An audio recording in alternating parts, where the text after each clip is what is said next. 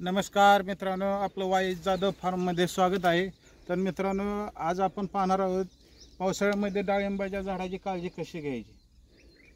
तर मित्रांनो, आपण डाळिंबाच्या झाडाची काळजी, आता आपली डाळिंबाची साईज 200 ते 250 ग्रॅमच्या दरम्यान झालेली आहे व आपण जे कागद लावलेला आहे साधारणतः एक 8 ते 15 दिवस कमी असताना आपण ते कागद खाला तरी चालतो। फक्त लक्ष एवढं द्यायचं की त्या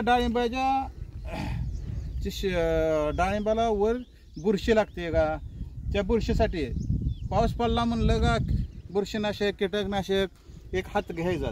पाऊस आल्याला एक तासात, पाऊस संपल्यानंतर एका तासात औषधे अँट्राकॉल वगैरे घ्यायचे। त्यानं एक काळजी घ्यायची की त्या औषधामध्ये स्टिकर वापरायचं पावसाळ्यात नेहमी, एवढी काळजी घ्यायची। आणि पाणी रानामध्ये कसलंही साठलं नाही पाहिजे। तर हे बघा मित्रांनो,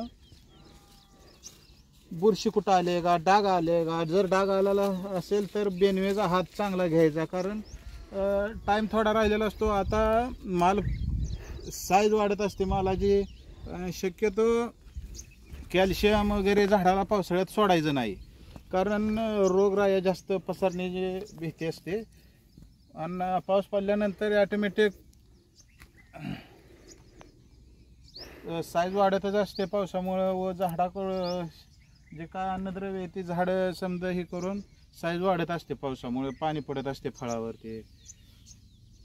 तर आणि झाडं कुठं फटं मोडत असेल, कुठं काय असेल, फटं तेवढं बांधून घ्यायचे। फटं बांधल्यामुळं नुकसान होणार नाही आपलं।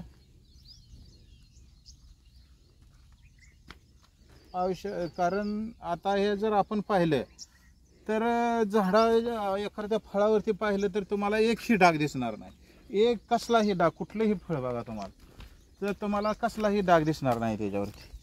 पूर्ण असं व्यवस्थित फळ आहे। 1 महिना टायमिंग आहे याला, एका महिन्यात हा माल कमीत कमी 400 ग्रॅमपर्यंत जाईल। तर शेवटच्या महिन्यामध्ये थोडीशी पावसामुळं वगैरे काळजी घेतली तर हीच वेळ आहे की डाळिंबाची योग्य अशी काळजी घेण्याची। ठीक आहे मित्रांनो, तर आपण पुढील व्हिडिओमध्ये काय विशेष माहिती असेल तर घेऊया। धन्यवाद।